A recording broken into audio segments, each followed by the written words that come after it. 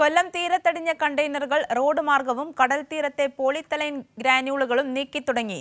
41 കണ്ടെയ്നറുകളാണ് കൊല്ലം ജില്ലയിൽ മാത്രം അടിഞ്ഞത്. MSCയുടെ കരാർ ഏറ്റെടുത്ത വാട്ടർലൈൻ ഷിപ്പിംഗ് കമ്പനിയും T&T സാവേജുമാണ് കണ്ടെയ്നറുകൾ ഉൾപ്പെടെയുള്ള മാലിന്യം തീരത്ത് നിന്ന് യുദ്ധകാലാടിസ്ഥാനത്തിൽ നീക്കുന്നത്. ശക്തികുളങ്ങര പള്ളിത്തീരത്തെ കണ്ടെയ്നറുകൾ വേർപെടുത്തി കണ്ടെയ്നറുകൾ പൊളിക്കാതെ തന്നെ ലോറിയിൽ കയറ്റി കൊല്ലം തുറമുഖത്തേക്ക് മാറ്റി തുടങ്ങി. തകർന്ന കണ്ടെയ്നറുകളും കടൽ ഭിത്തിയിൽ ഇടിച്ചു കയറി ഭാഗികമായി തകർന്ന കണ്ടെയ്നറുകൾ പൊളിച്ചു നീക്കും. അതേസമയം തീരത്തണിഞ്ഞ ഫൈബർ ഫോമുകളും പോളിത്തലൈൻ ഗ്രാനുകളും മുംബൈയിൽ നിന്നെത്തിയ സംഘം വാരി ചാക്കിൽ നിറച്ചു തുടങ്ങി. So it's okay, like no, now threat for the biolife.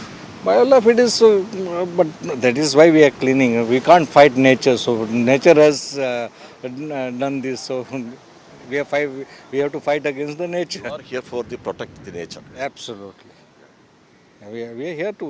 That is our main job. It's our country, our population, our fishermen. So we need to do it for them. അപ്പോൾ ഇവിടെ ഏതാണ്ട് ഏകദേശം ഈ ഭാഗത്ത് തന്നെ 4 കണ്ടെയ്നർ അടിഞ്ഞിരിക്കുകയാണ്.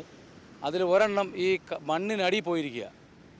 ഇനി അത് വളരെ ശ്രമഫലമായിട്ട് അത് എടുക്കാൻ പറ്റും. അതിപ്പോൾ നമുക്ക് കാണാൻ പോലും പറ്റുന്നില്ല, മണ്ണിൻ്റെ അടിയില്ല. അപ്പോൾ കൃത്യമായ പോലീസിൻ്റെ സംവിധാനങ്ങളും ഗവൺമെൻറ് ജില്ലാ ഭരണകൂടം അതിൻ്റെ എല്ലാ പ്രവർത്തനങ്ങളും ഇവിടെ നല്ല ഭംഗിയായ രീതിയിൽ നടക്കുകയാണ്. ടൺ കണക്കിന് വിവിധ ചരക്കുകൾ തീരത്ത് അടിഞ്ഞിട്ടുണ്ട്. 2 ആഴ്ച കൊണ്ട് ഇവയെല്ലാം നീക്കണമെന്നാണ് സംസ്ഥാന സർക്കാർ നൽകിയ നിർദ്ദേശം. സംസ്ഥാന ഗവൺമെന്റ് ഒരു കാര്യം മാത്രമാണ് ഈ ഷിപ്പിംഗ് കമ്പനിയോട് ആവശ്യപ്പെട്ടത്.